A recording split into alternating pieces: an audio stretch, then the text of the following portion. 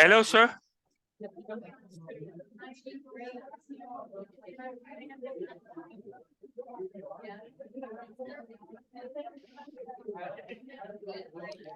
Hello, sir.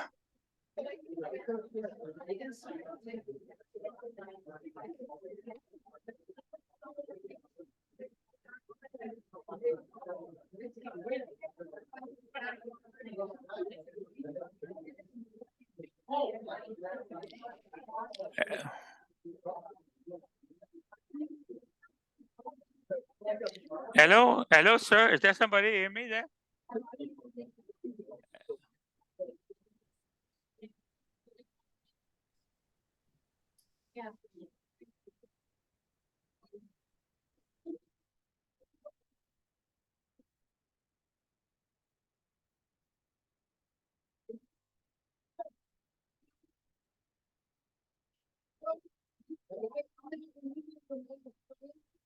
So I need to address something with all of you.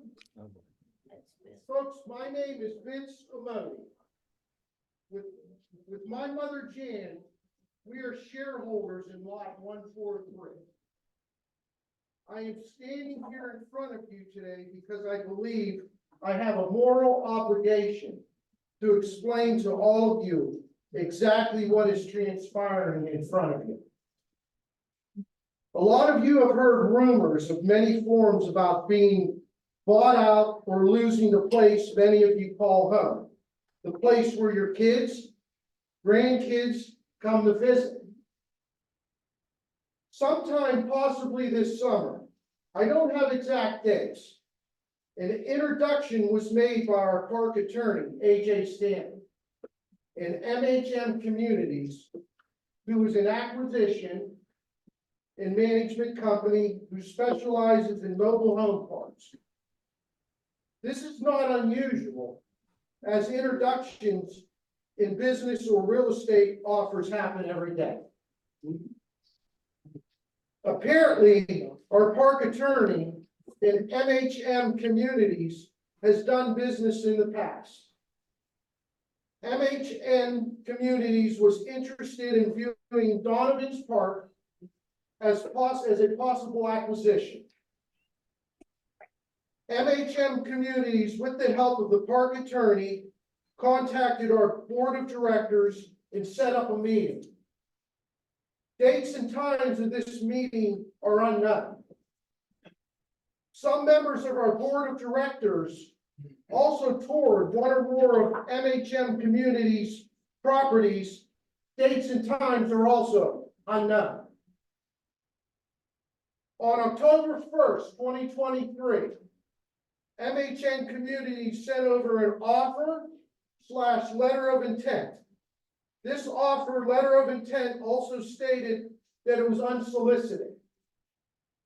That is debatable, as our park attorney actually made the introduction or solicitation on behalf of Donovans. So far, folks, nothing at this time is bad, until what does not happen next. Donovan's board of directors now has an obligation and a fiduciary responsibility to disclose to shareholders that a substantial offer letter of intent was presented to the board of directors. Furthermore, Donovan's board of directors was required to provide a copy of this letter and offer to all shareholders. The shareholders then have the right to hold meetings to discuss this matter, decide if they want to take this to vote, to either move forward with this or reject the offer. If the shareholders wanted to move forward with the offer, counter with price, terms, etc., the shareholders have a right, based on a provision in the Articles of Incorporation, to form an independent group separate from the board of directors to gather facts, information, etc. This is where it gets bad, guys and ladies. The board of directors never disclosed this information. to the shareholders. Instead, they, on the advice of Donovan's attorney, kept it a secret. Why? I have my suspicions. One being, the less time we have to understand what was presented, the better the chance MHM Communities and the park attorney could convince us to sell.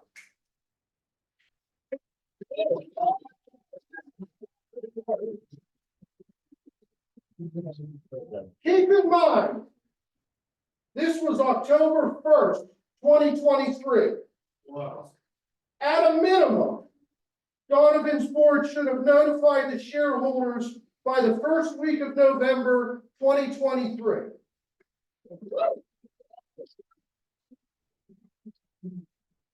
Rumors are starting to circulate. Shareholders are talking amongst themselves. The board of directors are denying anything is going on. The board is still getting its advice from the park attorney. Fast forward into January 2024. Shareholders are now getting increasingly irritated, confused, worried about what they sense is going on. With the heat now turned up really high, the board of directors go to the park attorney for help. Keep in mind, folks, the park attorney is the person who initiated all of this.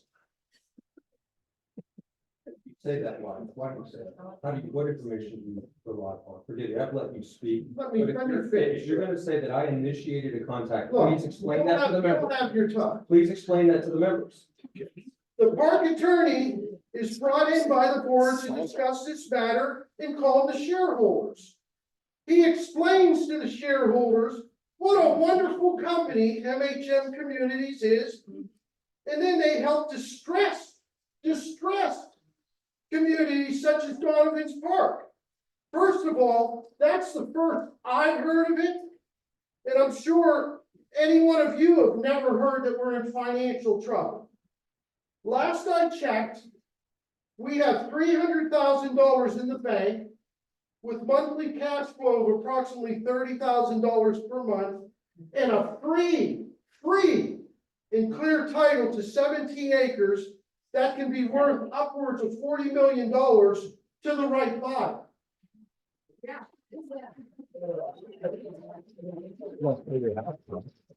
The park attorney was also asked if an offer was ever made for the sale of Donovans. You were asked. Yes, no offer was He made. replied that there was not one, but one would be coming soon. Well, we learned that there actually was one. Dated October 1st, 2023. You can argue all you want, that's an offer. It states terms, conditions, escalation clauses, you name it, that's an offer. Can I have your name, please? My name is Vince Yeah, from who? Be quiet. Amodi. And you stay here? Yes, he's here on First. Okay. First Street. You just terrible. Yeah. This past Saturday, everybody, January 27th, 2024, from whom I am sure was a concerned board member, a copy of an offer, letter of intent with some corrections on it, was put on my doorstep when I returned from lunch. I read it and I was shocked. It was clearly an offer with dollar amounts, terms, rent amounts, due diligence terms for the buyer, dates of when this transaction would start, etc. I immediately had Ray Neese, who's the president of the board of directors for Donovans, a friend, a person who was elected by us as our eyes and ears, come over to my place. I gave him this paperwork. And the first thing out of his mouth was, I have never seen this before. I don't know what it is. I explained to him exactly what it is. An offer, letter of intent to purchase Donovans Park. I told him it was his responsibility to share with all the shareholders. He refused. He flat out told me no. I said, Ray, you can't blindside these residents. This is wrong. He replied to me, quote unquote, our attorney makes these decisions. And he shrugged his shoulders. I then told him, you have until Sunday, January 28th, 2024 at 2 o'clock to forward this to the shareholders and explain what is going on. If not, I will pass it out to the shareholders myself. So, sir, if you don't have a copy, I will give you one right now.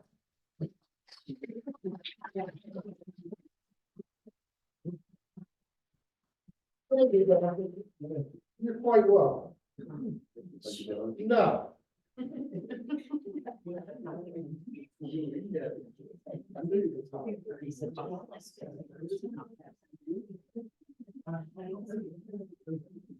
Sunday, January 28th, 2024, 12 o'clock noon, passed.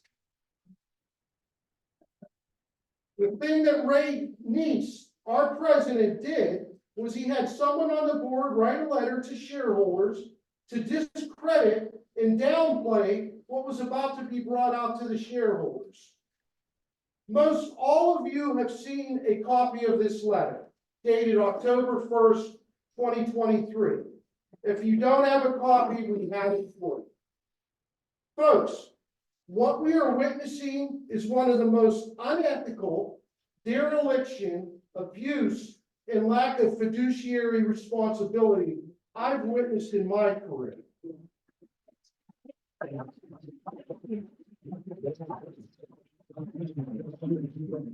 Am I shocked? No. It is happening all over the state of Florida, from mobile home parks to condominium association. The stakes are high for companies like MHM Communities and attorneys like the one we have representing us. At a minimum, our attorney has a conflict of interest. He may tell you that there is no payment to him on behalf of referring this property and or helping close this transaction. That couldn't be the furthest from the truth. I had one more interaction yesterday, January 29th, 2024 with Ray Neese. I again asked him, Ray, why? He then stated to me that he does what the attorney for the park tells him. Wow. Also, while I was processing all of this, I started replaying conversations with another board member. He stated to me that the park attorney told the board not to disclose any of this information to shareholders. If this was one of my private companies, my attorney behaved like this, I would fire him on the spot.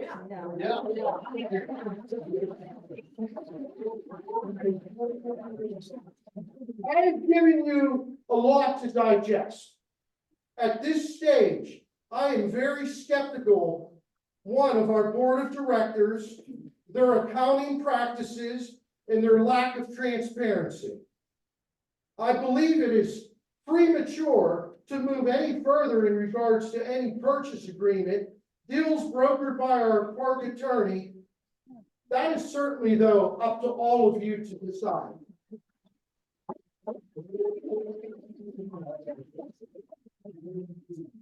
One other note, an audit of this current board, now in my opinion, is warranted.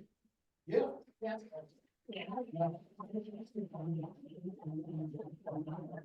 I thank you all for your time and leave it up to you, the shareholders, to determine what direction you would like to take.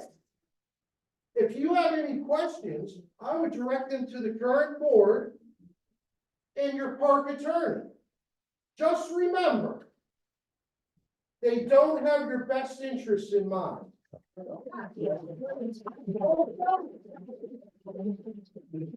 I have to catch a flight to Pittsburgh.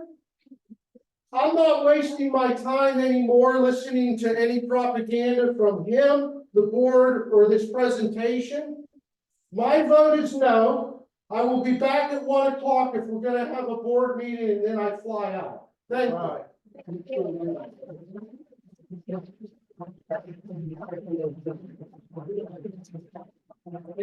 Before you leave, couple questions.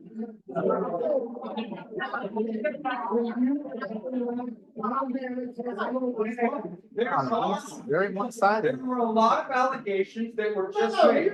you got the Fox. There were a lot of allegations made about me, and I gave Mr. Ramodi the opportunity in the interest of transparency. Don't give me that. I have two questions for you, Mr. What's Ramodi. your question? Were you at the last meeting? No, I picked all this Number information two, up from Number shareholders. two, would you please share with the residents the facts that you rely upon to say that I, as an attorney licensed in the state of Florida for 30 years, brokered this deal?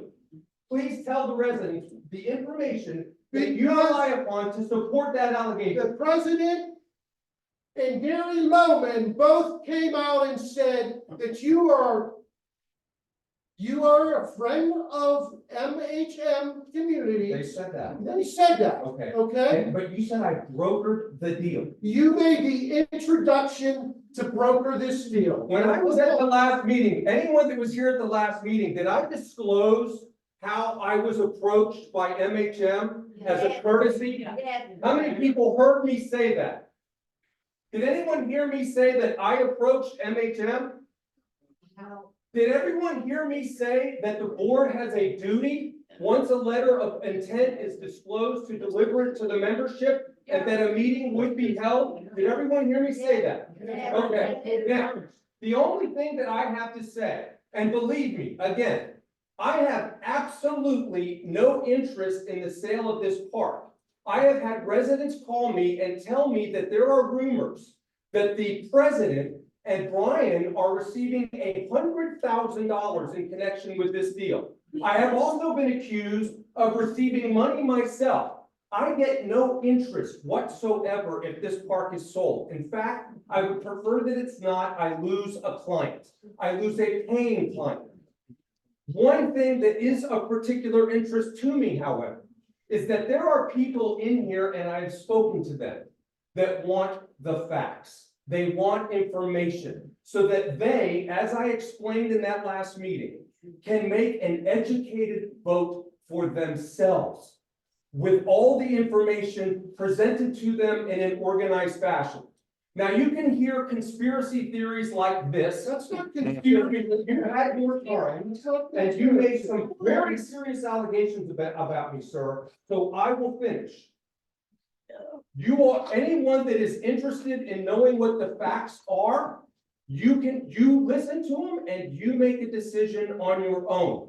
But one thing that I know for a fact is that when you have 152 lots in this park, multiply that by 2, you get the possibility of 300 different conspiracy theories. And so, yes, did I advise the board to not in fact, did everyone hear me say last week that I would not authorize the dropping of pamphlets from an airplane? Because it's like herding cats. All of a sudden, the people that want an educated discussion about whether or not this is in their best financial interest is deprived because of conspiracy theories like this. That's not Excuse conspiracy. me, I am still speaking. You have had your chance. Now, if the membership does not want to buy this park, does not want to sell this park, that is your vote. And it will be based upon information that you all will make as a collective group.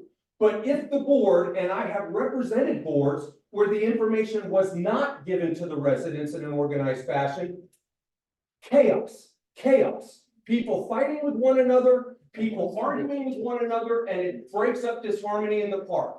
As I explained, my sole goal is making sure that the board presents information to its membership in an organized fashion so that those in this room who care about receiving information in an organized manner so they can make an educated decision, get that right.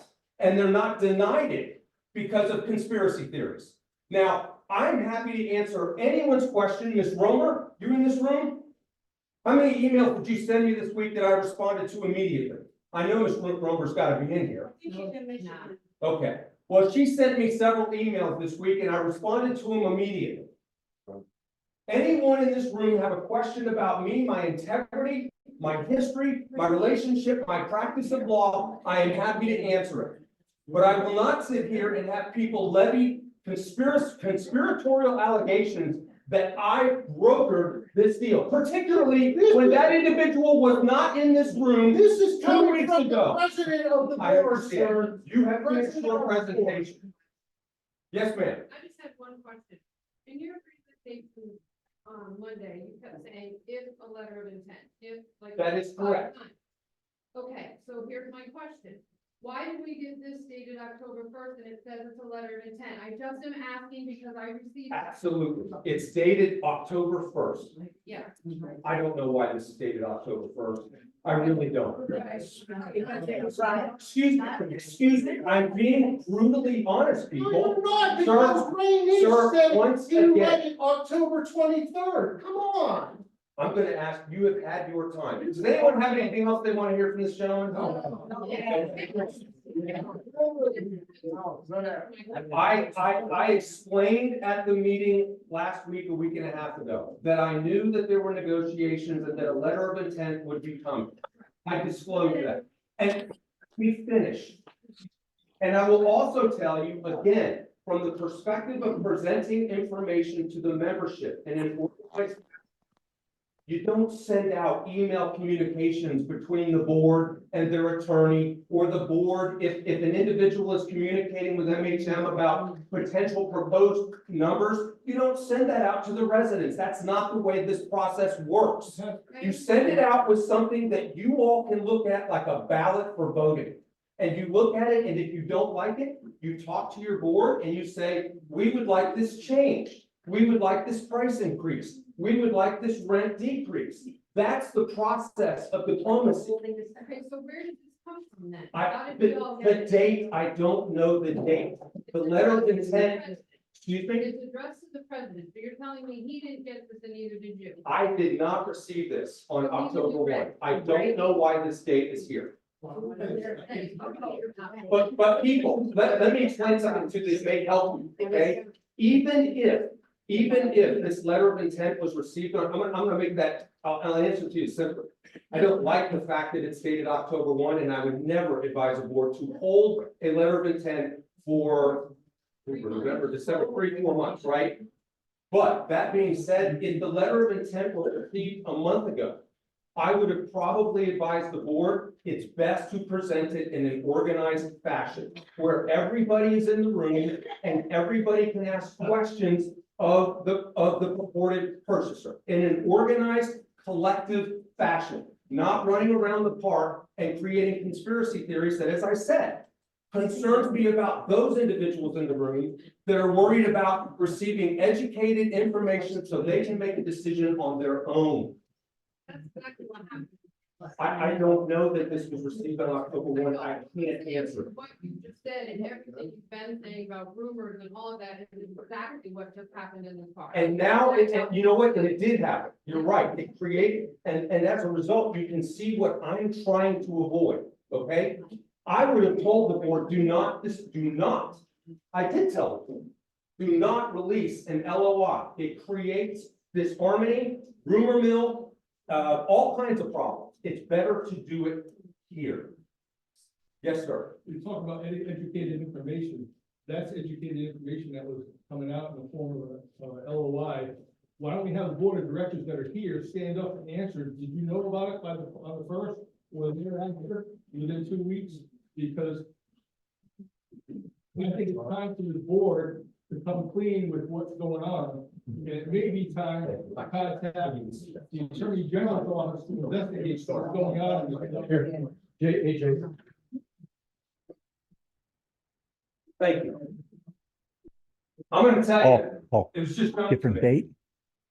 This was not an unsolicited offer letter of intent. If you look right above it, here's the original that was just handed to me by Paul. Draft for discussion purposes only. The one that's here, and I don't know what your copies look like, anyone that's been, I didn't even see that, okay?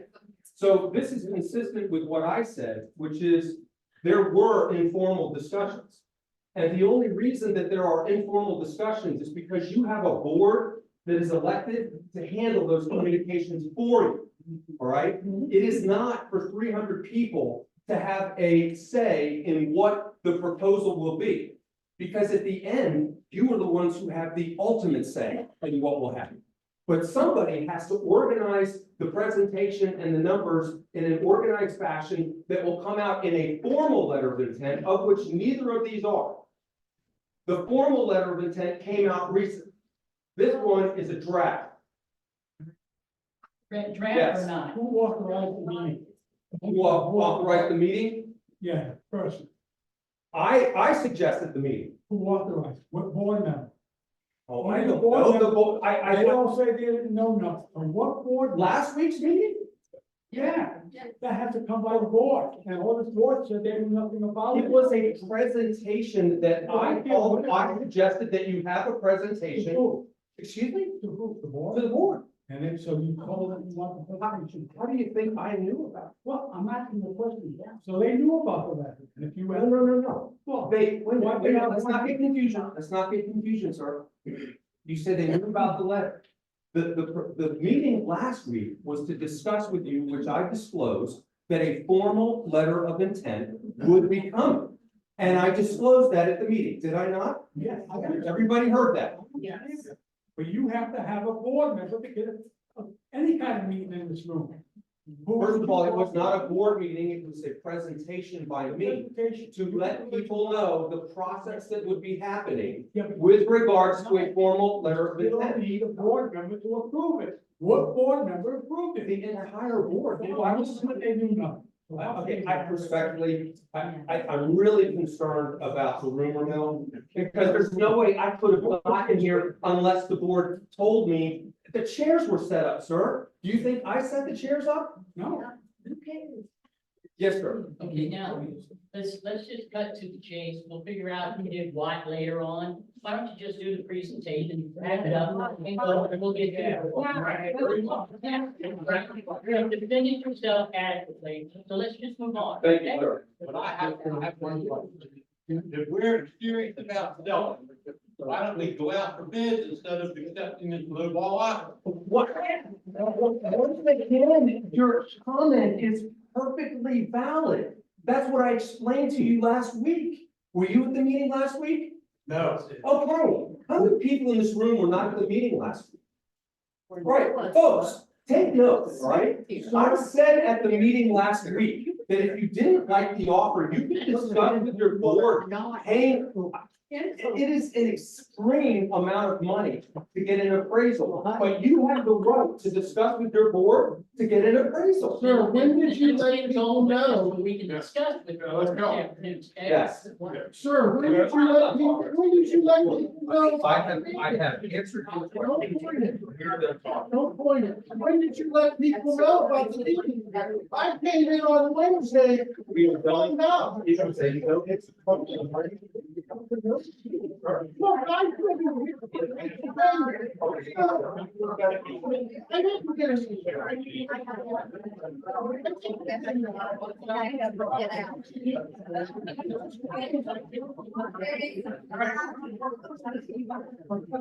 Now, for those of you who care to get information, I would ask that you show civility just from one human being to another.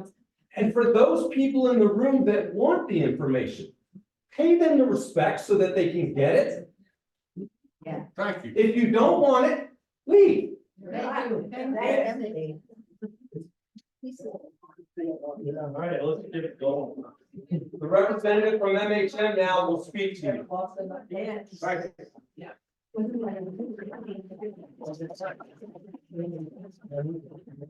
Can everybody hear me like this, or you want me to use the microphone? Use the mic. Let me make sure it's not too loud. Is that good? How many want to go lunch? He's fine. All right. Let me help you. If it's okay, let me just address the elephant in the room real quickly, and then we'll move on with information for you.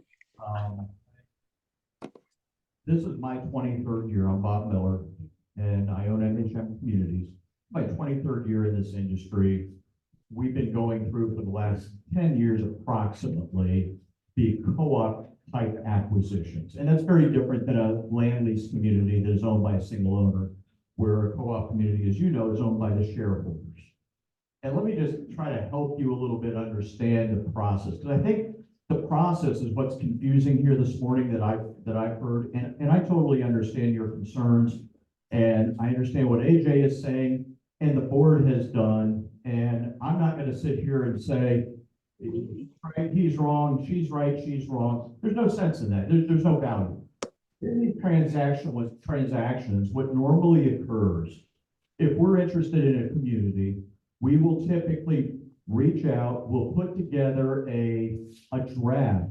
Usually we call it draft for discussionary purposes of generally what we know about the community. We're not always writing those drafts because sometimes we're not sure exactly how many shares are issued or anything else. We don't know anything about the community. And honestly, nobody ever looking at one of these communities knows about the community and what the community wants until they started having these types of presentations and discussions with the shareholders to find out what is it that you would like to have if you could put it all on the table and have everything that you wish for.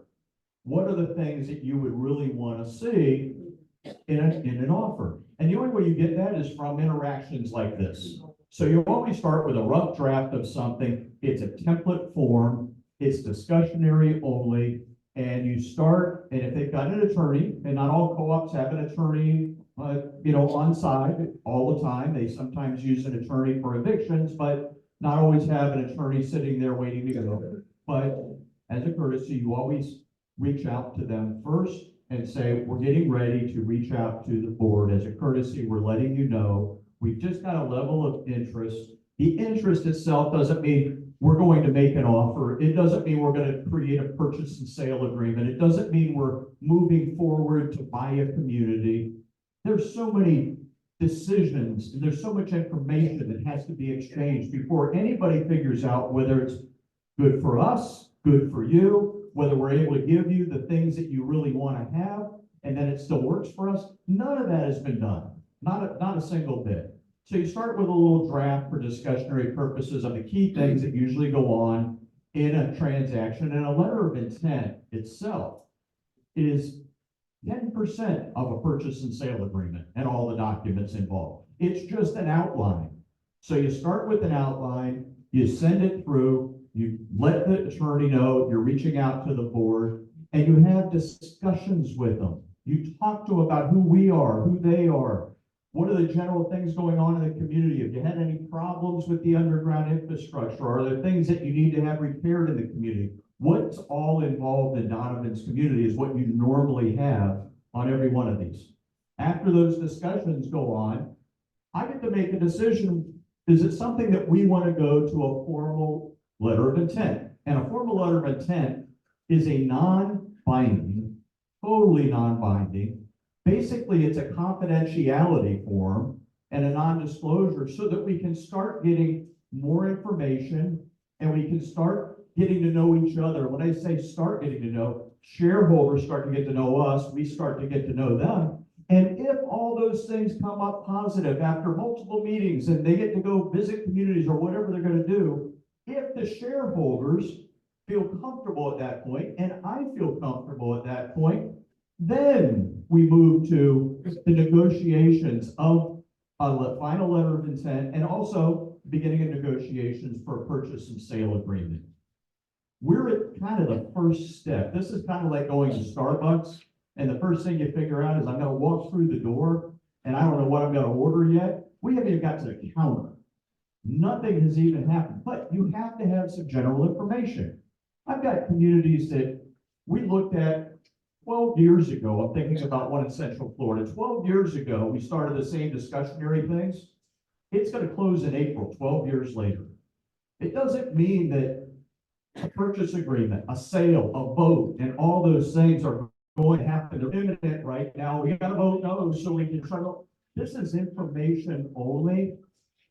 So as we go forward in the future, whether it be this year, next year, 10 years from now, you can take this information and use it. Because we're not the only ones who buy co-op communities. We're not gonna be the only ones who come to Donovans and say, hey, I wanna send you a letter of intent. And then what do you gotta do? Okay, you go through the process. There's gonna be 2 or 3 or 4 or 5 of those people over time coming and saying, we may have an interest in buying Donovans. This is just an opportunity for you to learn, understand what the process is about, understand some of the differences, understand things like typical questions I get in a co-op meeting like this in the beginning. Well, why would we want to sell, or why are other co-ops selling? What are the motivations? Oh, but wait a minute, what are the risks? Let's go through those risks, like rent increases and guarantees, and how do we know we can believe any of those things? This isn't about voting. Guys, this is a first date. This is not the prom. This is a first date, just to get to know each other, to exchange information. That's it. There is no vote. There is no purchase agreement. The first letter of intent, true letter of intent, this is an unsolicited letter of intent. I printed it yesterday and brought it down here with me. I haven't given anybody this yet. It's the very first one. Anything else that's ever been even shared says it's a draft for discussionary purposes only. This is it. Now, what is this? This is that first step into Starbucks. That's it. This hasn't been negotiated. It hasn't been discussed with shareholders. We don't even know what all the shareholders' concerns would be to even add into it. There'll probably be 20 drafts of this before you would ever even get to a purchase and sale agreement. So does everybody understand how infancy we really are in this process? Nobody has said we're selling. Nobody has said we're buying. None of that has taken place. We're at the very, very beginning. And there is a structure for how these things happen. No board that I know of, and no attorney, I know your attorney from one other transaction that we're doing. That's it. I've never had any experience with him before, don't know him from before. You know, sometimes I don't even like him. If you want me to kick him, I'll kick him, that's okay. But everybody's attorney's the same way. Don't send out a bunch of discussionary stuff and get all the residents, all the shareholders in an uproar before you even know if you're gonna go on the first date. It's a discussionary thing. It's meant to prompt people on a board for questions. Fill in the blank, let us know. Talk about, tell me what things are good. It's just a normal template for a co-op conversion is what we call it. Because you would be converting if you ever sold, you convert back to a 723 community. It's the beginning. So I hope this helps calm you down a little bit. These drafts that go around and there are hundreds of them in Florida sent out every single day by all sorts of co-op. And let me tell you, the boards typically, it doesn't leave the board because it's a draft for discussionary purposes. And every attorney always tells them, hey, this is internal to the board until it becomes official. And they actually send you an actual letter of intent, clear letter of intent, no drafts on it, no, don't use this, or until you're there, you don't send anything out. Don't get everybody all upset for it because you're just in discussions. I know boards that have sat down with 8 or 10 different potential buyers, and at the end, nah, we're not doing anything. That's simple.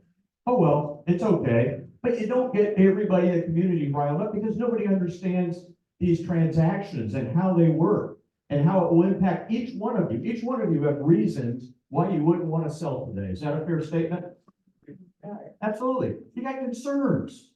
What's going to happen with my rent?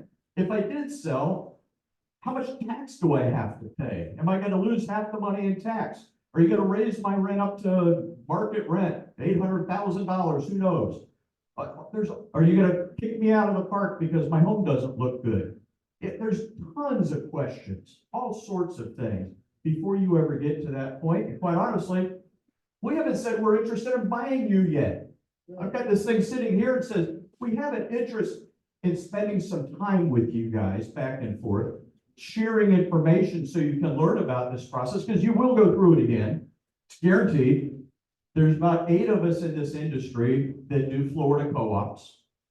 I'm just one of them. And I'm going to tell you, give it another year, 2 years, 3 years, you'll probably hear from half of them. You're going to go through it again. So you might as well know what it's all about, learn what it's about, be aware of it, because quite honestly, you do have your own duty to make sure that you're retaining and maintaining the highest possible share price that you have for your share in this community. And if you do ever get to a point of selling, you want to make sure that the things that are important to you are bound in a way that that person, whoever they may be, that buys your community, they don't have a choice. If they promise you that the rents are capped and they can only go to up by whatever it is, a few percent, if they tell you that, how do I know that that's going to happen? If they tell you your house is fine, it's not too old, I'm not going to make you tear it down, how do I know that? If they say they're not going to change the use, and I'm picking things out of what got sent out of that draft, if they're not going to change the use for 30 years, how do I know that that's really going to happen? Oh, they're just saying that, but it's going to happen anyway. No, there's lots and lots of ways to provide, I call them protective covenants. They get recorded in your deed and your property at the county. The state of Florida approves, and they record them up in Tallahassee. There's all sorts of things there to protect you, but that still doesn't make you want to sell the community. But there's still information that you'd want to know as a shareholder, be it for today or be it for next year. It doesn't matter. It's good to share information. That's one of the reasons why I think your attorney and the board wanted me to come today, is hopefully today would have been the first time that you would have been exposed to a letter of intent. Somebody disseminated an old draft, probably shouldn't have, but they did, got everybody up in arms, so I guess that worked. But at the end of the day, today would have been the day that I would have introduced, and by the way, what's in mine doesn't match what was in that original draft. I don't remember if it was October, to be honest with you, when we did it. I might have started it in October, but who knows? It was a long time ago. We've got a whole bunch of communities. I have 4 or 5 co-ops going to closing right now. 5 of them. Most of them started more than 5 years ago. That's very, very typical. The meetings that we have like this, those started 5 years ago with some. It takes time for people to understand it, know what it's all about. And ultimately, you're making 2 decisions. At the end of the day, if we move forward and there was an actual negotiated purchase agreement, and you would know what all those terms are and be able to read all that way ahead, and this is like months and months and months from now. If there was, you'd be doing 2 things. You'd be making a decision. Do I have all the protections that I need in here to feel comfortable? That's the first one. And if you say yes to that, then the second one is, have I learned enough about that guy who stood up in this funny colored cranberry shirt? Do I know enough about him and his company to feel comfortable that they're going to do what they say they're going to do? You don't know that today. And honestly, whether we ever get there or not get there, who knows right now? This is just education. So I'm going to focus the rest of my discussion with you just about some education. A little bit about us, a little bit about these co-ops. I'll talk to you about next steps. I'm not worried about, because I haven't made any decisions about next steps. The only next step there really is would be sharing some more information between the two, more information from the board, be able to share so that we can truly underwrite it and look at it and see where the values are. We have to start somewhere. We don't start by, going and meeting with your bank and getting all your bank records and everything else. You don't start there. You're starting in the beginning with just some discussions. That's it. So with that, I'm going to back up now to MHM communities. This may be helpful for you as a guide. And I brought this so that you'd have something to take home and actually look through, because there are things in here that take you through the steps. There's even a timeline in there that take you through the steps. These processes usually take 6 months to a year, if everything is hitting and everybody's in agreement on both sides, it's 6 to 8 months or a year down the road. So it's a long way away. Okay, we're just introduced, we just know each other's names. Yeah, I'm Bob. So we're just getting to go into that direction. And today, I just want to provide you some information that will be helpful for you, whether it has anything to do with us moving forward or not, and whether or not another group comes in, at least you'll know the information, you'll know what to think about as shareholders, because it's a personal decision whether you want to sell or not. The first fear is I'm going to lose control. And I bought a share because I wanted to have control. I wanted to live in this community for the rest of my retirement, and that's why I did it. How many people here think that they really, as a co-op, and I'm just curious, think that they really have control of their destiny in the community versus how many people in here think that the economy and a lot of surrounding factors in the world and in the industry and in the community are going to chart its own course? Anybody for I've got total control? Just because you're a shareholder? I have more control. Ah, interesting, okay. More control. I would agree with you when it comes to things like rules and regulations. Absolutely. But how many on it charts its own course and we're along for the ride? That actually is the more truthful answer. Now, you're a shareholder. You always feel like you've got control. Well, unfortunately, there are always others that have better controls than you do. And if you wanted to know why most co-ops are actually converting and selling these days, and it didn't happen. Most of these folks were developed in the 70s and the 80s, some in the early 90s. But why all of a sudden in the last really 6-7 years have they started to sell? The main reason is because these co-ops have, you mentioned a $300,000 reserve. That's wonderful. That's great. A normal co-op that's out there today is under reserve. And if you really take a hard look at where this industry is going with co-ops in the state of Florida, it's just beginning to start regulating co-ops on reserve studies. Just a bit. You guys have done one. That's great. But it's just starting right now. And unfortunately, you guys get grouped together because you're a manufactured housing co-op. You sometimes get grouped together with those apartment co-ops, you know, especially anybody remember Surfside down in Miami? After Surfside, legislation changed dramatically. And you got a whole bunch of things coming down the pike now that are going to require you to do annual assessments, full engineering reports every 3 years, and have an independent person tell you actually how much reserves you have to have for the age of your community. $300,000, that's not getting you through your water and sewer lines in this community if they had to be replaced. It's great because there's a lot of them I talk to that are, well, we got $21,642.10. Okay, they're in trouble. First storm comes across, they're dead. But one of the reasons why co-ops are looking at making a change today is because the demand that's coming from the state and regulatory authorities on reserves and having significant reserves for the age of the community. Just taking that one thing, underground infrastructure that you have in your community today, it's pretty old. It's past what's called its useful lifespan. So that's one of the reasons why people do it.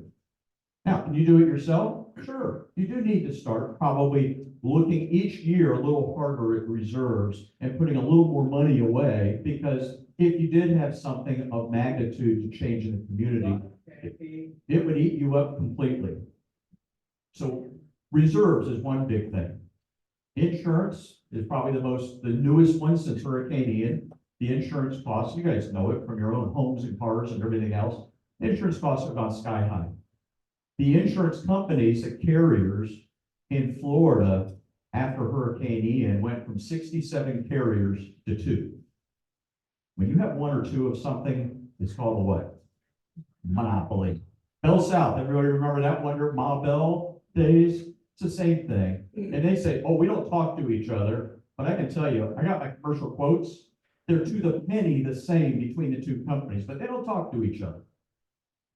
Unfortunately, it is what it's going to be. We've got another 2 years of rough insurance. And then hopefully that will start coming down a little bit, but it's not going back to where it used to be. And that doesn't just apply to the community. That applies to your homes, your car, everything that you do with insurance, especially on your home if you have wind and flood. Boy, I'll tell you what, you're lucky if you have wind and flood today. You can't buy business interruption insurance for a business like this with wind coverage anymore. It's not even available in the state of Florida. You don't have it to buy, even at any price. Insurance is the next reason why co-ops are looking at it and saying, hey, these things are going up too high. We have to keep raising the maintenance fees, and we have to send out special assessments to put more money away or to pay for something that's got to be fixed. And they can't control it. And you know, it's such a shame because the co-op concept was really a great concept. You got away from the independent owner. You put it in the hands of the residents that are going to live there, and the residents got to enjoy extremely low rents for a very, very long period of time. The last 20 years, we've had two little spikes in the rents, you know, in co-op communities, and it's been piddling. It's been almost nothing. Last year, they started taking a big jump up, bigger than they ever have in the last 20 years. This year, we've already kind of seen the projections for some. They're taking another big hike because you can't afford, you're not a for-profit store. So what you try to do is budget what you need to be able to pay the new bills as they come in. And if the bills go up a little bit, you got to budget a little more and stick a little extra aside for a rainy day. That's all you try to do. In a co-op community, one of the other factors is as the community gets older, and I gotta tell you one thing I told the folks when I walked in today, I haven't driven through Donovans in probably 4 years maybe, and I took a drive around and everything. There is an inherent, you see it when you walk, when you drive in and you just start looking at the houses and carports or certain things when you do this like I do. There's a pride of ownership here that is unbelievable. And you guys deserve applause for that. It really is good, and it is not typical. So you're doing what you need to do. You enjoy your homes and where you live being clean and neat and well maintained and cared for. And I think that's wonderful. That's one of the things that helps sustain the value of your share.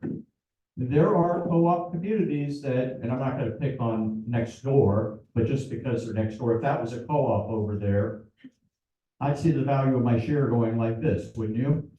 Where Donovan should be going the opposite direction. And these communities are not always as well maintained as they should be, but they do get dated. There are things that you need to have because eventually, this is a fact of senior communities. I'm well old enough to be living in this community. So we're in a senior community, which means that we have, unfortunately, life events. It's part of what happens in a senior community. And that means that a new resident is going to come in to the community. And when a new resident comes in, they're typically a little younger. They're a younger senior. They're 55 to 65 on average, we see right now in the state. And as they come in, there's things that they want to come live in a community and to have in a more active senior lifestyle than maybe what was 20 or 30 years ago. So some of the co-ops look at it and say, we're not really well prepared to attract a younger, kind of newer crowd of shareholders or non-shareholders, whichever, it doesn't matter, that new, younger retiree in our community. But the cost to upgrade and add amenities and do things in a community is pretty expensive today. When we looked at it, we said it's going to be at least $2 million to bring the community to a level where you would start attracting a younger, maybe a little more affluent in some cases, resident to come into the community. You at a certain point want to attract somebody that will actually come into the community. This happens a lot in these co-ops that will buy an older home, a very old home. They like that lot, but they buy the home and they actually tear it down and put a brand new one in. That's a normal process in these communities. And you want your inventory to rotate. You want some new homes coming in the community because that's what boosts your overall value of your houses. That's another reason why some of the co-op communities think about selling. Because the only way that's ever gonna happen is you guys gotta go out and get a loan. You're not gonna assess everybody for $2 or $3 million. That's not gonna happen. And if you thought earlier was bad, send out a special assessment for a couple $1 million to the group and see what happens. I'm running for the hills before somebody sends that out because it's gonna be bad. You have to go borrow money. Worst thing you can do in this industry is borrow money, because the first borrowing is not the last. Then comes the second mortgage, then comes the third, and there's a lot of these communities that have 2 and 3 mortgages on their property. They don't own the community, they're not shareholders. The bank owns the community, they just don't know it yet. You guys have done a great job with that. You guys have kept it under control with a minimal maintenance fee at the lowest cost. I would tell you, you're in the bottom 10% as far as your maintenance costs out to the residents of the co-op communities. And you're managing it very well based on what I see when I walk around and look at how things are being maintained and the quality, not just the homes, but your common areas like the pool patio area over here where the shuffleboard courts are. You've done a really nice job of keeping it up on a very tight budget. That's commendable. Not everybody else out there is like that. So there's a few reasons why they would sell. These are just a couple of them. But the thing that is the same with every co-op in a consideration for a sale are those protective covenants that I was talking to you about. They have to be here. Let me give you an example. Number one, most important thing right up front, it's not the amount of money per share. That's usually not the first. I'm not saying it's not important. It's just not the first. The first thing is, how much is my rent going to be after closing? And what guarantees do we have to future year increases? That's the first, because are they going to price me out of my home and my retirement? That's what they want to know right up front. So, got the official LOI that I've not given out to any of these up here or anybody else back there. This isn't the end. We haven't even negotiated it yet, okay? But I took a stab at some things based on information, my discussions and information about your community, trying to better understand what your community needs are. I took a stab at a few things. The first thing I felt like is that there are, and you guys tell me if I'm wrong with this, but I felt like there's really 2 different groups in the community here today of shareholders. And this is an untypical. You have a group that what's most important to them is a very low monthly rent. I'll call it rent instead of maintenance fee, but monthly rent. And that monthly rent is guaranteed to only change by X dollars per year. There's a cap on every single year, and that cap doesn't go away in 2 years or 3 years. It's there for life. As long as that person lives in the community, it's there forever for them. That's the most important thing. The second one is, there are some people who say, well, I want to keep the rent low. I don't want to be like these other guys around it. I know a lot of the community owners in this Clearwater area. And I would tell you that it's not uncommon to see $800 and $900 lot rents out there today. That's a pretty normal thing to see. Well, as a shareholder, I sure don't want to be at $800 or $900. But the second one was, have a medium price, have a second option for the shareholders. So now I'm really talking about at least 2 options for you, where every shareholder gets to pick what works for them. If I want a really low rent, I can have a really low rent. And if I want a median rent, I can have a median rent, and I get a little more money per share because I'm taking a little higher price. Because some people say, I may not be here for another 2 or 3 or 4 years. I want to move back up north where the grandkids are, whatever it might be. So if I'm not staying forever, I'd rather have the bigger share price, and I don't care if the rent's a little higher. I took just a stab at something, and I did this without any information from you guys. This is something that we would in a future time actually get information, send some info out to you guys as shareholders. You give it back to us and say, yeah, no, I think, the majority of us took pick, we really like to have 3 tiers, not 2 tiers. And here's where we'd like to see them. And you back into then where the share price is, and then that becomes negotiable. And you just sit down and you discuss it. Whether it be with the board or an appointed negotiating committee like you were talking about, doesn't really matter. There's usually both involved. Because that way the board's involved and they can give their opinions on it, a negotiating committee. Hey, do you need karaoke or anything? Do you want karaoke? There. Here's some right there. But he's trying to order lunch. Is it lunch or just about lunch? I think it's lunch. It's about lunch, okay, good. So I just took a step. These aren't final, these are just something I thought of. I said, well, if I were gonna do option one, and I hadn't met you yet. I think option one needs to be on the rent, monthly rent, no greater than $350. That's what it needs to probably be, to account for those people who are very concerned about keeping their rent or their housing costs in line with what their income is. Just because they get a big check doesn't matter. That check's going away and they pretend like it doesn't exist, but they want to keep that number low. Option two, I did it $550. So again, we've done as many as 4 options in a transaction like this and giving people layers to pick from. And then you have all different prices appropriate for each one of those options in the share price that comes along with it. That's the first part. The second part is, what are you gonna do with the money? Because this concerns me. This is a personal concern of mine.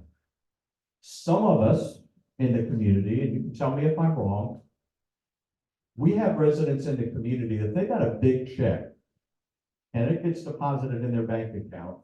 They're gonna see nephews and nieces and grandkids and children that they haven't seen in 20 years showing up on their doorstep. Grandma, I have to have a new car. If I don't have a new car, I'm gonna have a mental health breakdown and I gotta have, just so happens. You got, I mean, that's another part of this type of transaction you talk about. How do we help protect those shareholders in the community so they don't get taken advantage of? The worst thing that could ever happen is they get a big check and they wake up the next day and they have nothing. And they pick the highest monthly share price. I mean, that would be a terrible result at the end of the day. The other thing is, what do you do with the money? Do I need that much money sitting in a bank account or a checking account right now? Or can I invest it? Are there AAA rated safe things to invest in? We usually at a point in this type of thing, once we get a little further down the road, bring 2 or 3 local investment advisor companies in, and we just let them do a presentation on potential safe investments and what they all are and how much do they yield every month. A lot of times the investments that you make, even if they're AAA rated, are enough to pay the monthly rent going forward. And they still retain control of their original amount. It doesn't go away. So there's all sorts of things to talk about. There's all sorts of financial implications to you as shareholders that you can set up, you can do, but you need educated on, you need information to be able to make those decisions. We haven't negotiated share price, so that part doesn't really matter to me. I listened to AJ talk about appraisal. I'd be the first one to tell you, if we were getting ready to go to the next step with the transaction, and we were really thinking about drafting a purchase and sale agreement, and this is again months down the road, first thing I'd do is say, I'm not drafting anything until you get it appraised. Until you've negotiated it, till your negotiating committee has negotiated, till everybody is happy. We've had a meeting like this, as everybody says, we've exhausted that step. We know what the value of our community is. We know that what we now have in a final offer that would go to a purchase and sale agreement, we're comfortable with. If that means you take it out the bid, you take it out the bid. It doesn't matter to me. Until you go through all of those things, you can't make a decision to sell. You're not there yet. Let's see, real quick. I do want to tell you a few things. Number one, the money at closing that's in your operating account and your reserves, we're talking about 300,000, and I forgot how much was in the bank. Roughly 300. Roughly 300,000. That we know. Okay, that's fine. That's those funds in a sale like this, doesn't matter who buys it, those are yours. That's your money. So usually when a sale transaction happens like this, you get 2 checks. One check is for an amount that you've agreed on with us, a selection that you picked, you get that check. And then after closing, the co-op winds down its business and ultimately closes its business. And the last thing it does is it takes that 300,000 and any other funds it has left in there at that point. And that second check is then distributed amongst all the shareholders equally as well. So there's two payments at the end of the day. Let's see. Here's one that's kind of interesting.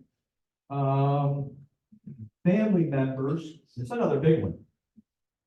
We see this a lot in our communities, and I haven't talked about our communities much yet. I'm trying to get more of the meat of it to you.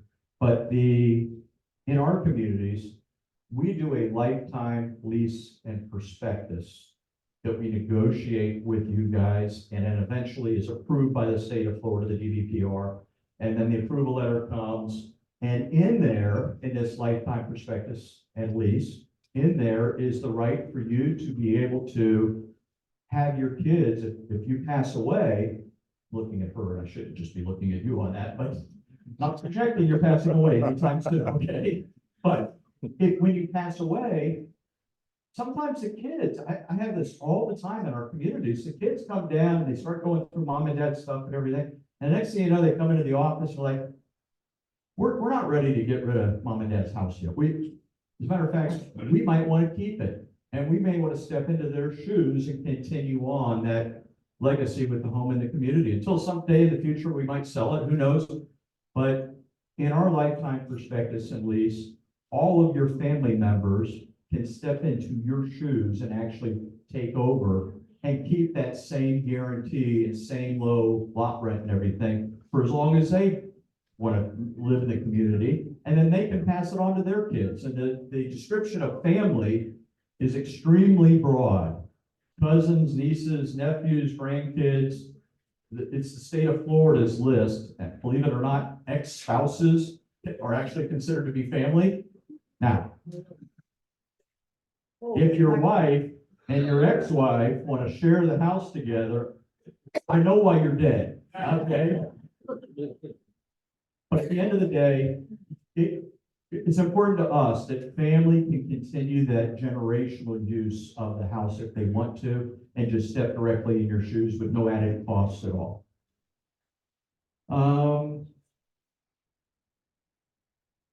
I have guarantees in this thing. Obviously, they haven't been negotiated yet, but there are guarantees. There are caps per year.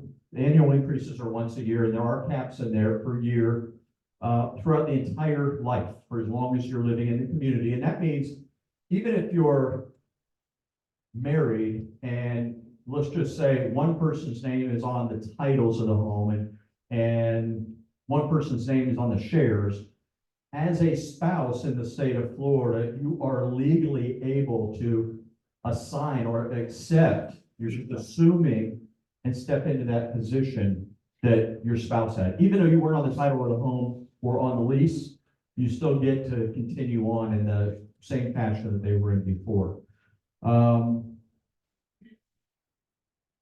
I put in here another thing that I thought was important, and this is something I learned from the board because you have to ask questions. Like, what's included in your rent today? What's included in the maintenance fees today? And water, sewer, trash, lawn care. I threw some extras in here because there are questions that come up, like the use of the facilities and the maintenance of the community are all part of things that are all included in your base lot rent. And I listed that purposely because there are companies out there that will say, okay, here you are, but we're going to charge you another $25 a month to use the clubhouse, or it's $10 per month to use the pool. And oh yeah, and if we have to sweep the streets, that's going to cost you another $10. All that stuff is included. There are no extra charges. And in our prospectus and lease, the lifetime prospectus and lease that we do, it has a whole 2 paragraphs full of stuff that's all included in for life as well, so that nobody can come back and ding you later. Because if something happens to me, sooner or later, if we got far enough in this transaction, you're going to say, what happens, Bob? You're a great guy. Wonderful. But what happens if something happens to you? Who are we dealing with? What's going to go on then?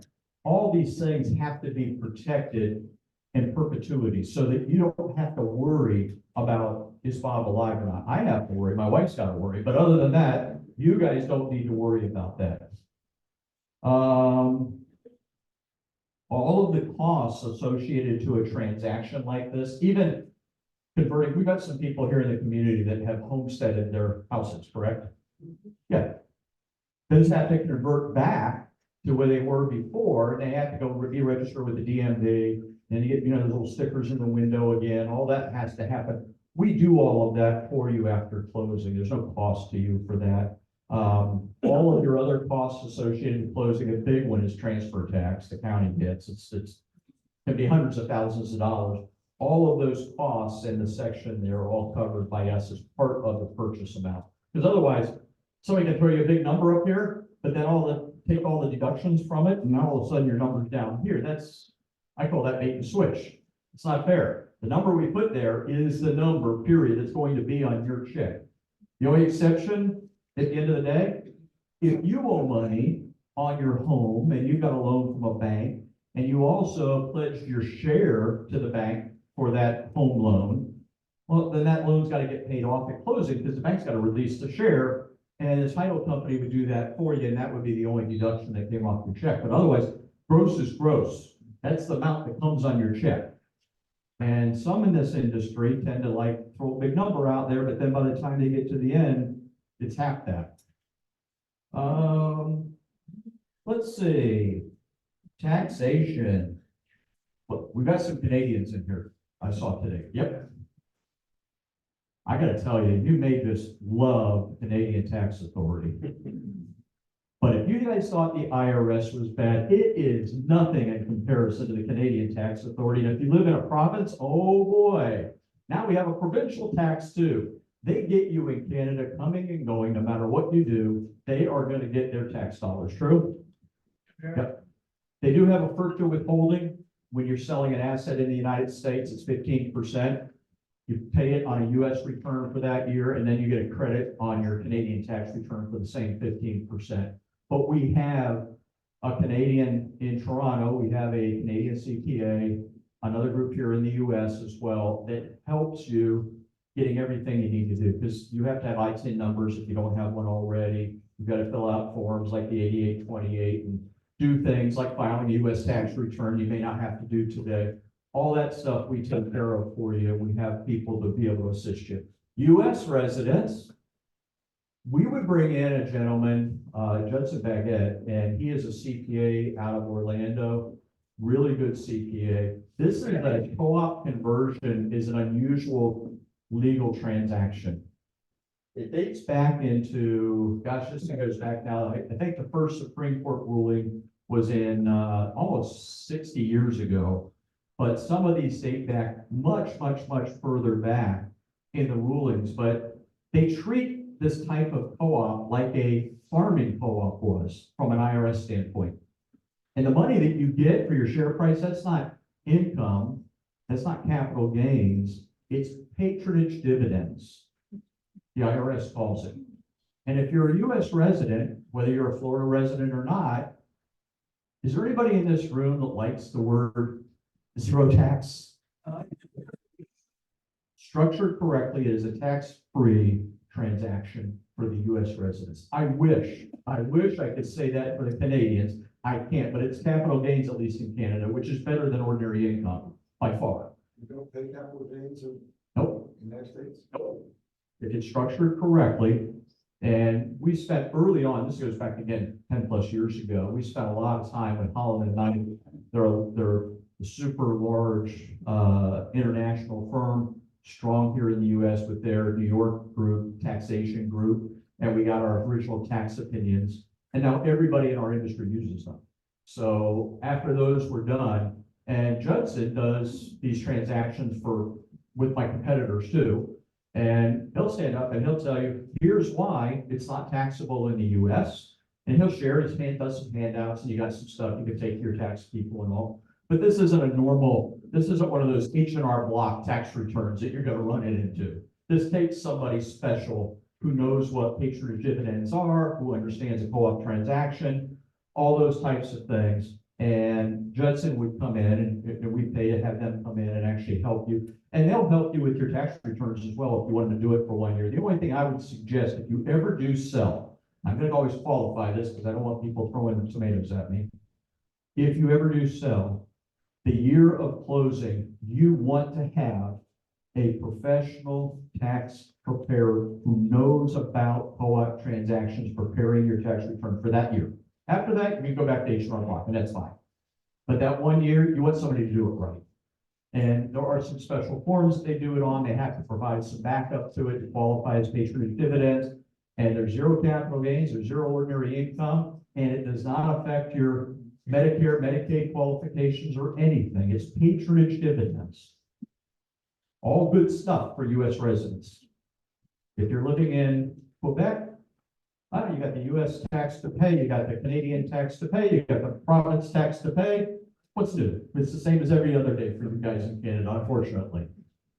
But at least your US tax at 15% for withholding is credited on the other side. And at least you're only charged on a capital gains rate. So that's good. And if you're living in a province today, you're used to getting zinged pretty good on taxes. That's just part of life. But it's a beautiful place. Quebec's gorgeous. So you enjoy both, the best of both worlds, Florida and Quebec. I just don't like Quebec in the wintertime. I used to actually have to travel, and it can get pretty cold in Canada in certain sections. Ottawa, for me, is where I had to go to all the time, and I always got somebody raised my hand, and it was February, and they're like, I need you to cover this trip to Ottawa in February. I'm like, I'm never doing this again in my life. So let me go down to, we talked about passing it on. One of the things that I think is really important, there's two big ones. Information is great. And it's wonderful for you, and I appreciate you listening to me go through all this thing. But what's really important for us, and where we see the biggest change in mindset, is finding out directly from other people, other past shareholders, other past residents, people that are in our communities today, being able to go, we set up tour buses, literally tour buses. The big Greyhound buses come in, we'll send you to 2-3 communities this way, 2-3 communities that way, 2-3 communities that way. You get to go unsupervised with our residents at those communities. You get to go visit the communities, talk to their boards, talk to residents, have lunch with residents at the communities that you go to, and you get to individually as shareholders communicate with these folks one-on-one. And the question that I'd be asking is, did he do what he said he was going to do? Has he lived up to the promises that he made?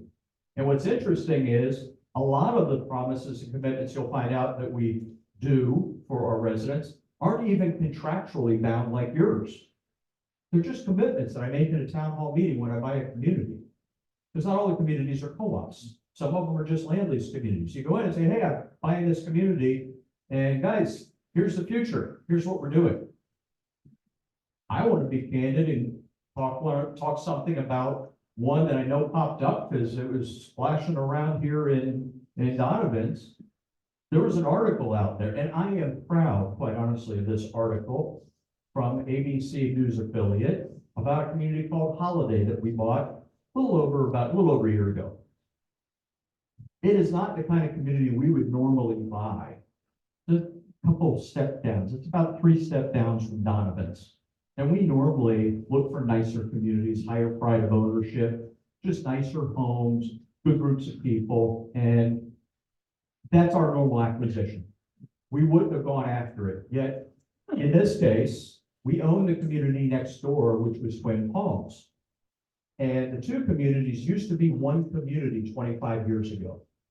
And they're literally adjacent. The roads connect. They're back up right to each other. So what goes on in one community affects the other community. So when we bought Twin Palms, about a year or so before that, one of the things we learned is, boy, there's some rough crowd over there at Holiday. What can you do? Any crime, anything that happens, oh, they're right over there, they're going over the fence at Holiday. That's where it came from. That's where the issues are. So we bought Holiday knowing that we had to go in and clean it up.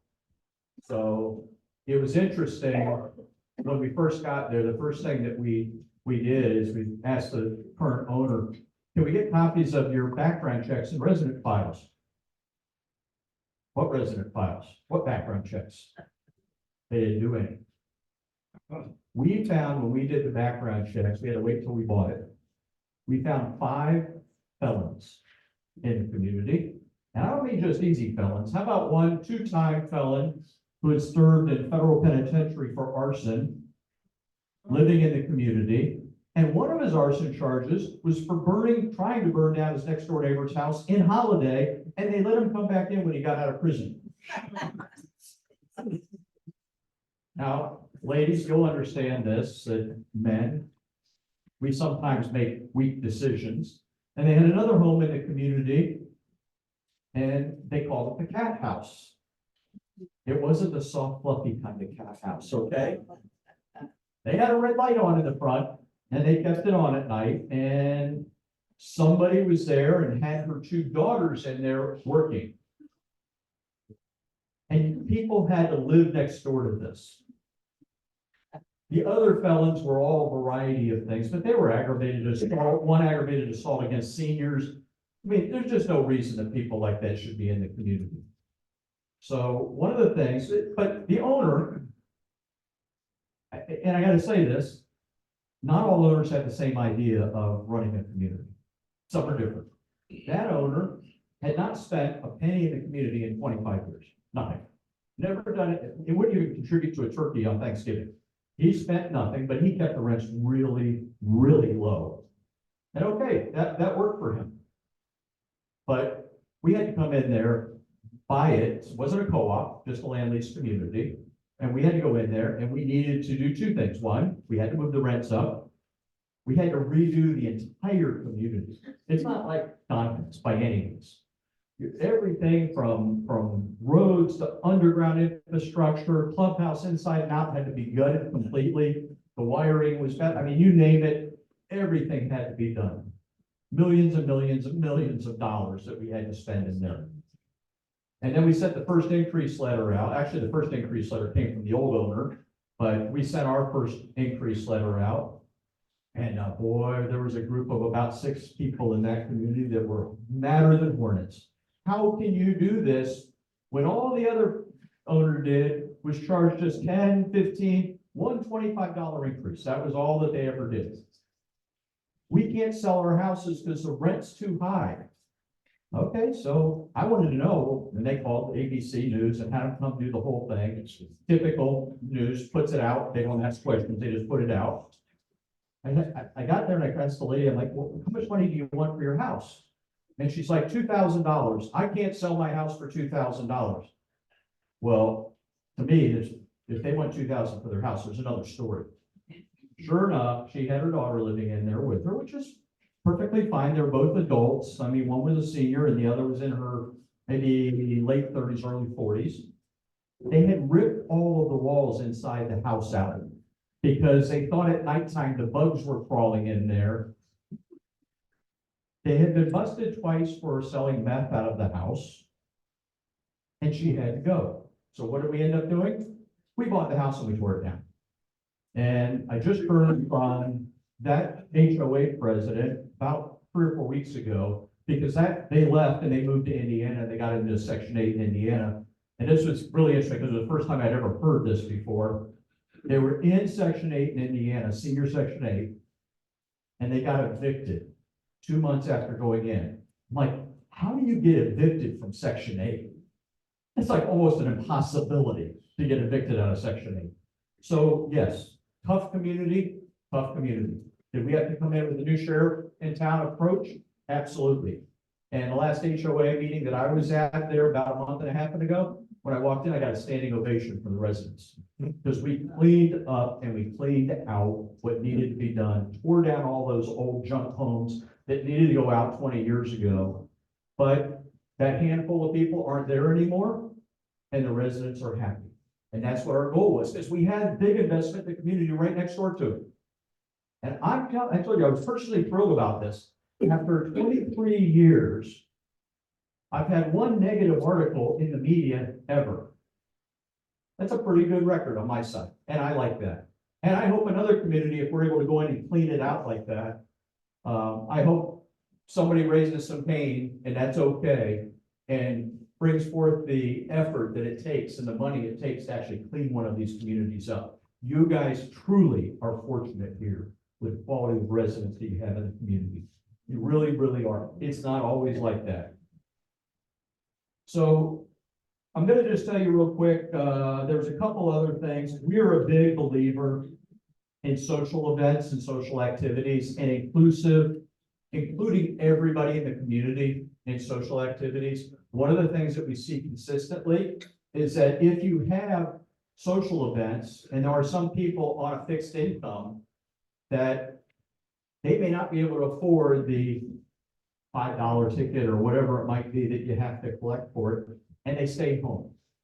And during COVID, we learned it was very unhealthy for us to have our residents locked up at home, not getting out, not getting active, not socializing with other people.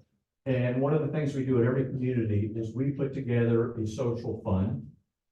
In this case, we set it at $12,000 a year or $1,000 a month to be used by you guys. Develop your own board, your own group. That's usually we help you do it like an HOA, but it doesn't have to be official. It can just be a social advisory group or committee. You pick who you want to run it and they handle the money. So we think that if we're putting forth those social funds, then you guys don't have to collect tickets and money and everything else. We see more people coming out of their houses that wouldn't normally do it and get involved and get more active in the community. That's a big deal to us because we think that's the way that we preserve our residents in the community. And it's important for us to preserve it. And if you get a chance to go on any of the tours and you talk with our residents, one of the things they will tout is all the stuff that we do, all the social activities that we do, all the things, even above and beyond what we're talking about with this money that we do in the community, because we believe in it. We believe if we're giving back, you're giving every month in the form of maintenance fees or rent, but we need to be there giving back. We need to be there serving you. We need to be there appreciating the things that you do. And there are several other events, holiday events and things that we do separate than our own that we want to bring, nice dinners in, nice band in, some activity things that can get everybody in the community involved. And expanding your social activities in the community is a healthy thing for everybody. Yep, $2 million we talked about. The $2 million spend, usually it's done in the first year. Sometimes if it's a permit issue, like gates going into the community or something like that, it can take a little longer to get permits, but usually everything is done in the first 6 to 12 months in the improvements in a community. Let's see, you've only got one lot, so that I was going to say we bring new homes in the community, but I have to say home singular because you only have one vacant lot. But one thing that we do is if there are older homes, every community has one. An older home in the community that is, and I can't even say because I drove all the streets here, but I didn't really see a bad eyesore. Sometimes you got that triple home right when you drive in the community, and it's like every time you drive in, you close your eyes or put your sun visor down. Well, one of the things that we like to do is when that resident is ready to sell, we like to buy that home back, take it out of the community and put a new one in place, especially in the high visibility spots. And especially if it's extremely rough shape. If we get the chance to buy it, we'll pay the same price as they have another offer on it, whatever that person wants to sell it for, we try to take that thing back in again and replace it. We usually use Jacobson Homes. Jacobson is in Florida, my bet is probably the best out there. And upgrading that community and rotating that inventory we were talking about before, it's what you need to keep your home values up. We would bring in a realtor or two that are independent realtors. They don't work for us, independent realtors. They sell in our other co-ops or have sold before when they were co-ops and now afterwards to talk to you about what their sales have been. Okay, the first year after a co-op or the first year before the co-op sale, what was the average selling price in the community for the home? And then after the sale, what was the average price? Interesting enough, the average price of a home goes up 17% right now. And that's what we average all our co-op communities. In that first year after a sale, it goes up. Now, part of that's because we're spending billions of dollars amenitizing the community. That's part of it. But what people get fearful about is that if they sell their share the value of their home is to tank. And the answer really is, the average, it goes up 17% without the share. The share doesn't have a big value when the home is being sold, and when the share is not there any longer. And there is so much demand in Florida for homes today, the pricing of those homes are pretty elevated. But again, the importance, keep the community up, keep it looking good like you guys are today, put some fresh new amenities in there, have an active social calendar. That attracts that younger retiree. That younger retiree usually has more disposable income, and that will get you more money for your home when you do, and if you ever decide to sell it. Okay, so I'm going to just share with you in this book, as you go through this, there's a process that I was talking about before, and it talks all about the reasons why people actually sell co-ops. It talks about the process going through it. We're in that step one, and that step one will last months. I do not want you to feel like this thing is being rushed and crammed down your throat, because I'm going to forget about all these people in the front row. I am giving you my word that that is not going to happen. We're going to share information. We're going to talk with you. We want to send out some survey information to you to learn more about what your desires are. We need to have a negotiating committee to be able to assist, like we were talking about, with terms and things that are important to you. You need to get an appraisal so that you know where your share price should be, and you should be getting a fair share price, similar to where your appraisal is. There's a lot of things for us to do back and forth. My intention is just to inform. It's to spend some time with you now and again over the next several months. It's to open up your ability to be able to see who we are, what we do with some of our other communities out there, and for you to get a firsthand knowledge of that. A bunch of you are heading back up north here soon. Canadians usually beginning of April. Is that typically when you guys head back? Yep. We can try setting those up right away so that you have a chance to go see those things and do them. And take a half a day trip on one of the buses. Go see them. Go learn a little bit. If nothing else, you might find things that has nothing to do with the sale. You might find some things that say, hey, we could do that in our own community. We like that. There's some good ideas. Just this past week, we just had a group from another community, another co-op, go to one of our communities and just talk about social activities and how do you organize that and how do you get that? How do you get these early release movies and have movie night and all? They learned a lot of things back and forth. Let us open up and just share with you who we are and what we do. If you use it for your own benefit to stay a co-op member, great. It's okay with you. Nobody's going to cram anything down your throat. Nobody is going to bring a vote for you to sell your community in months and months and months from now. If I get to the point where I'm comfortable that it's a good fit, and I hear from you guys as a whole that it's a good fit. Our average vote percentage of a co-op community right now on a sale is 91%. We won't take it to a vote if we're not sure that we have the super majority of the residents in the community, the shareholders, feeling comfortable with it. I'm not going to a vote unless I think I've got everybody there, because I'm not dragging them across the finish line. You know how bad that is for me afterwards? Spend a whole bunch of money and then everybody just mad as heck. This doesn't make any sense.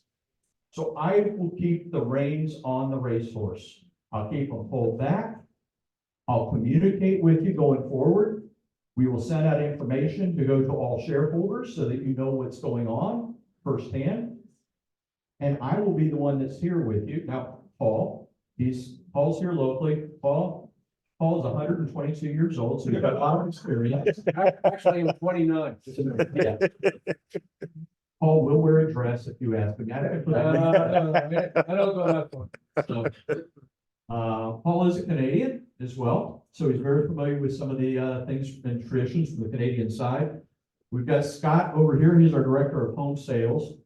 And Paul, Scott, and a few others typically will attend and help set up the bus tours and everything and let you go out and see who we are, what we're about a little bit. And nobody's going to press this about the sale.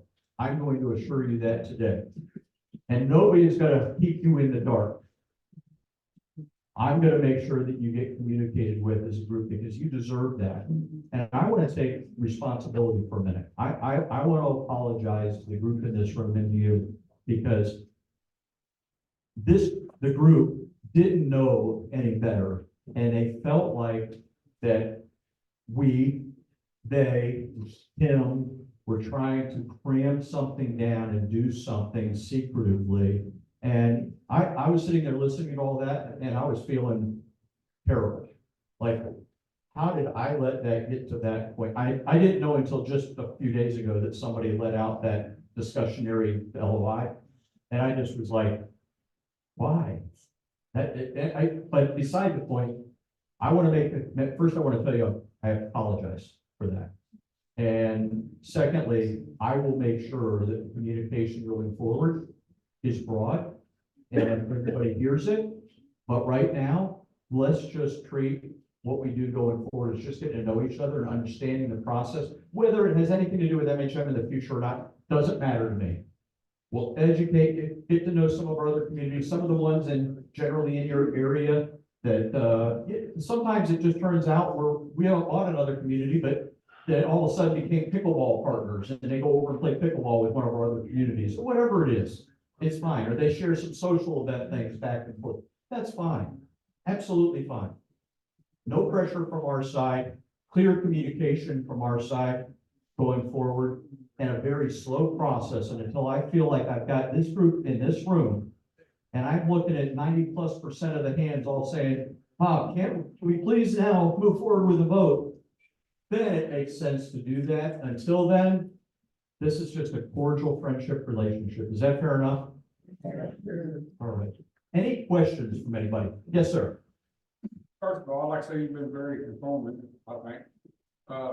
And I apologize if I missed it, but in the beginning, you talked about different tiers and. Yes, sir. If the rent goes up to $365, I think you said, that would be a different price for your share.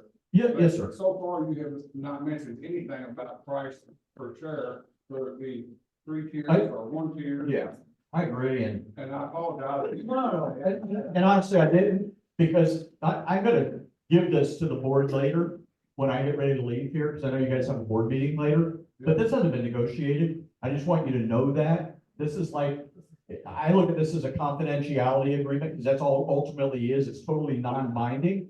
These are just some thoughts and ideas from my side going into this. And the first thing that was important to me is that you do need at least 2 tiers. That's the important thing. And I focus quite honestly on the monthly rent portion of it more than the share price. Now, there is a proportionate difference on the sheet. You'll see I've got 120,000 at 550 and 75,000 at 350. But again, we haven't negotiated. And I don't have enough information to really quantify those numbers today. Okay. That's all. All I did was throw out actually the difference between the two of them mathematically works, but I don't know if these are the right numbers today. That's why I want you to get an appraisal too. Right. So it's just something to talk about. You got to start somewhere.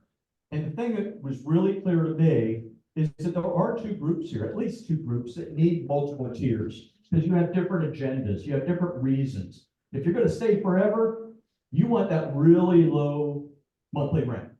If you're going to stay for less than 5 years, you want more money per share in the higher rent. It's that simple. And sometimes you might want something in the middle between those 2. And that's fine. That's when you get a negotiating committee and the board and you're having open conversations and discussions and you kind of fine tune everything and get there. But yes, I didn't mention that, but that is what's on the sheet. Again, we're open to further discussions, but my first goal at this point is to be able to take the time that you have still in Florida and let as many of you get out to some of our communities as possible and learn a little bit more about us before you leave. Yes, ma'am. Hi, Carol. I have a couple questions. Carol, right? I'll condense them and then you can answer. Sure. Number 1, is Capital Square your investment partner in this? Is not you. Number 2, it's talking to us like we would be shareholders in your company with Capital Square. Why do you want to buy this park? It's a small park. How do you expect to make money? And number 3, what is to protect us in a sale from you selling this property to someone else after that and negating all of the agreements negotiated? Three really good questions, and I'm gonna repeat them as I try to answer each one. You correct me if I'm wrong or I've got some keys there, just throw them at me. First question, I'm just gonna throw the one out that came up. Capital Square, that is a personal friend of mine who owns Capital Square. He is a trustee for me. We have used them before in the past to put communities into a trust for tax reasons. And without me spending an hour and a half or 2 hours going through all that, the answer is no. I probably would not put this in the Capital Square Trust at this size community. It wouldn't make any, it would cost me more than it would probably be worth, to be honest with you. So I hope that answers that part of it. But your second one, why would I want to buy this community? Yeah, how do you expect to make a profit for a small park? Well, You can only jack up the rents so high, when you're crunching the numbers, it doesn't. there's only one way to do that. You're gonna buy it. Let's just make an assumption, fair market value, something at the appraisal price or greater. So you're at fair market value, you're gonna buy it, then you're gonna spend a bunch of money, millions, upgrading it. And then you got 100% shareholders who have guaranteed leases. There is one thing that we forget in that. One important thing. If I were a short-term buyer, or we've all heard the term flipper before. If I were a flipper, you couldn't do that. You would lose money. It would kill you. Mine is not a short-term environment. Mine is a long-term. We typically would go into a private trust. We typically look at them for 40 years, going into a trust for my family's benefit. Hopefully I'm still here in 40 years, but I don't know if I'm going to be that fortunate. But these are long-term acquisitions. You can't buy it, make money on it in 5 or 10 years, and then sell it, you'll get killed. You're guaranteed to get a tax write-off, but it's not a good thing. It's for a bad reason. You have to hold these communities for a long period of time if you want to make those investments in it. And over a long period of time, you have an average in Florida for co-ops, and this community wouldn't be much different. You have an average turnover ratio, and I'm not talking about the turnover in the grave, okay? This is turnover where people leave for all sorts of different reasons, of about 10% in Florida per year. So you are going to get new residents into the community. They will not be shareholders. They'll just be normal 723 residents coming in, like we're moving into all your other competitive communities here in the area. And that resident comes in at a normal market rent, whatever the normal market rent is here in this area is what they would come in and price. They wouldn't have all those guarantees, but they're coming in eyes open. Oh, okay. How much is the rent? Okay, well, that's the same as I've heard everywhere else. That sounds fair. And what other charges are there? Okay, that sounds fair. They have an arm's length transaction and they're making a decision to buy the house based on that. And if that's fair to them, and if you looked at some of the costs where people are coming from in the Northeast and the Midwest today and what they're paying, $1,000 is cheap to them today in Florida. So they don't have a problem paying, I'd say in this community, probably market would probably be somewhere around the 820 range, 810, 820 range. And I'm talking about fully amenitized and everything. They'll have no problem paying that because that's going to be equal or less than what it is everywhere else. But you have 10% of those people on the shareholders agreement every year that are going out and a new 10% at the higher level. That works when you look at it over 10, 15, 20 years. It's just a longer return process. So you can't sell in the first 10 to 15 years without losing money. After 15 years, typically, all of a sudden the profits, because of the turnover ratio, the profits start to come back in again, but you don't have to do it on the backs of the people sitting in this room. Does that make sense? You just have to be patient. It's called patient money.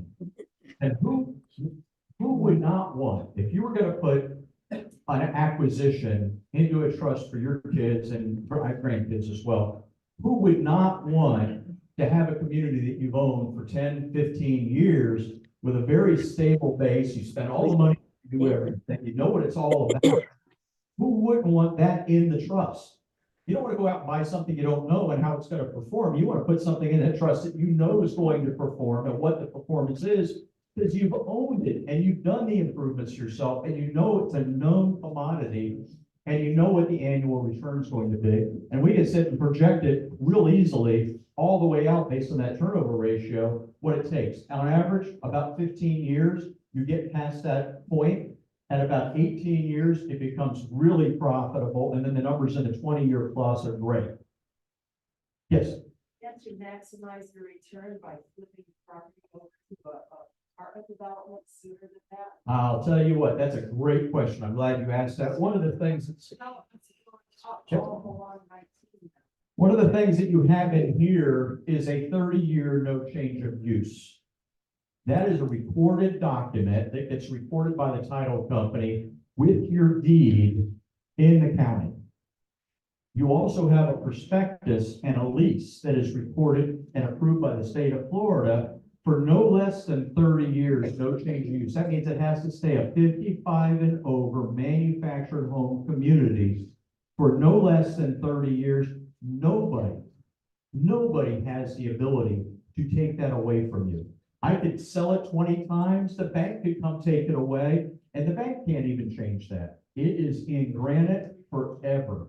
Now, that's part of, when we get a little further on, and if we ever got to the point of a purchase agreement, we'd be passing out what a recorded entitlement for property is. So you would have it, you can pick up the phone and call the county and ask them point blank, hey, if they record this thing called blah, blah, blah, blah, blah, can anybody take it away from you?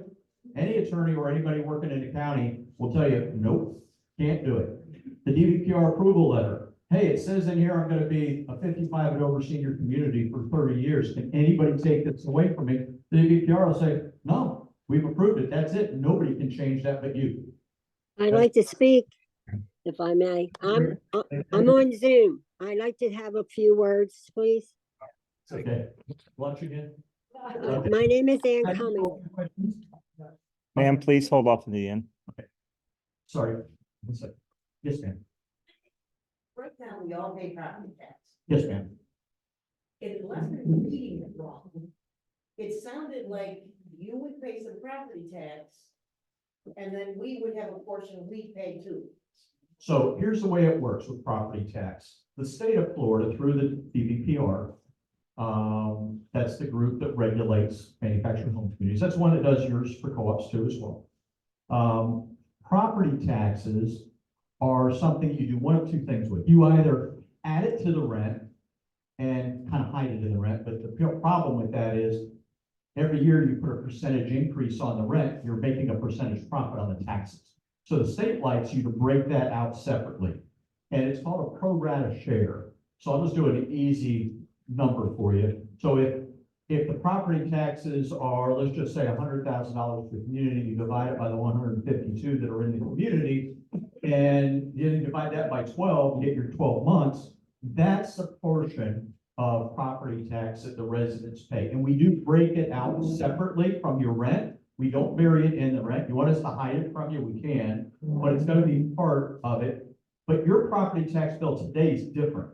The property tax bill that you have today, for most cases, or some that are homesteaded in here, for most cases, is much higher than what you would think. If you're a non-Florida resident or a non-US resident, you're paying huge tax bills today. That comes way down because when you convert back to a 723 community, today, part of your tax bill valuation includes your home. After closing, that home comes off, so the valuation goes way down. Your tax bill comes down with it. If we don't put the property in, we pay property taxes. The bottom line is, everybody pays the expenses to a community in the form of rent. And whether you see it or don't see it, it's in there. But if they throw it in your rent, and if I throw it in your rent, I'll be making a profit on it every year. It's gonna compound every year. I don't think it's fair. The state doesn't think that's fair. They like to break it out. It's not mandated. There's still a lot of people just throw it in there.